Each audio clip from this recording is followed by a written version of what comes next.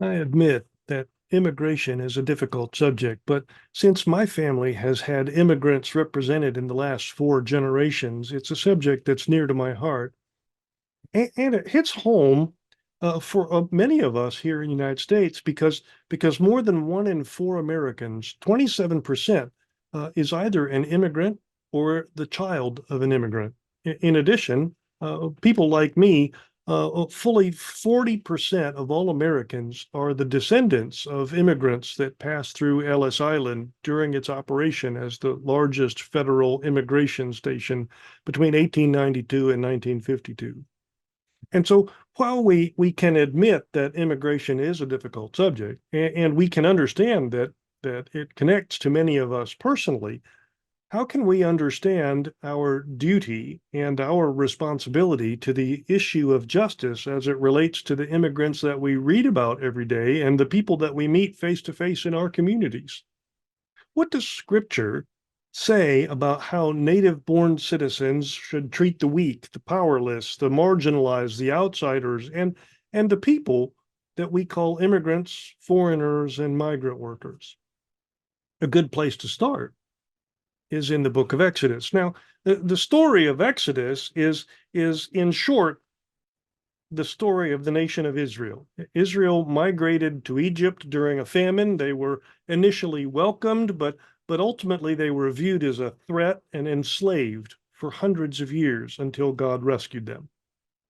That experience becomes encoded into Israel's cultural DNA and gets baked into their entire system of ethics and morality and justice. For example, let's look at Exodus 22:21, which says, "Do not mistreat or oppress a foreigner, for you were foreigners in Egypt." That doesn't happen in just one place. This isn't the only place we read that. That kind of a phrase, "you were foreigners in Egypt," happens over and over and over again throughout Scripture, because people of Israel are reminded of their history and who they are and where they came from. It was a constant reminder, and it was more than just lip service. Israel's law declared that under the law, resident foreigners were to be treated as having the same rights as those who were natural born citizens. For them, justice expressed towards immigrants, the poor, and other vulnerable populations wasn't just a moral or ethical obligation, it was a measure of their loyalty to God. And the way in which that legislation, those rules, those ethics were, the way that was expressed was unique to Israel among the nations of the Near Eastern world in which they lived. Leviticus chapter 19, verse 33 says, "When a foreigner resides among you in your land, do not mistreat them. The foreigner residing among you must be treated as your native born. Love them as yourself, for you were foreigners in Egypt. I am the Lord your God."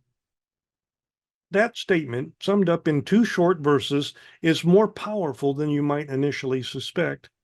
We're all familiar with the commandment to love your neighbor as yourself. But this short passage in Leviticus specifically extends that commandment to include Israel's foreign residents.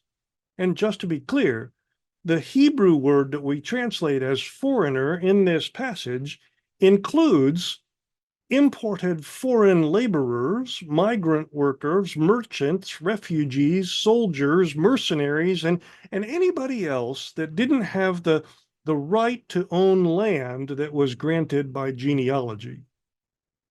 We might ask if Israel always did things the way that God intended for them to do it, and the answer is no.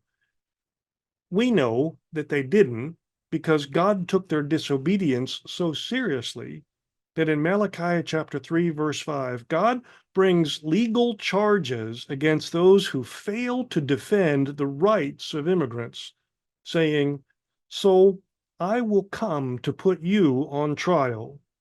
I will be quick to testify, against sorcerers, adulterers, and perjurers, against those who defraud laborers of their wages, who oppress the widows and the fatherless, and deprive the foreigners among you of justice. Abusing widows, orphans, immigrants, outsiders, and the underprivileged was seen as evil by God. And it's worth noting that the order of the list that I just read is no accident, because it reveals from the very beginning the seriousness with which God sees these offenses. The first three items on the list, sorcery, adultery, and perjury, were capital offenses that could earn the death penalty. And it's only after these three capital offenses are listed and Malachi's gotten everybody's attention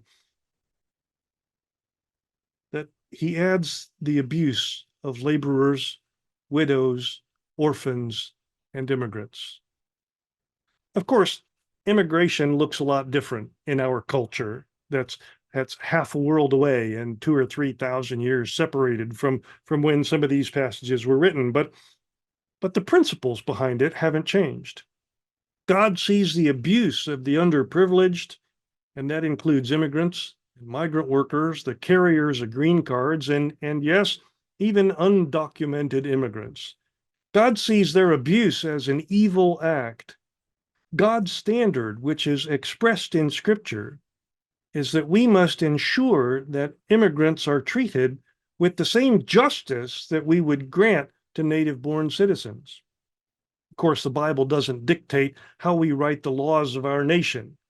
But for those of us who claim to follow the God of Abraham, Isaac, and Jacob, it tells us a lot about how we should treat immigrants with compassion, kindness, and justice.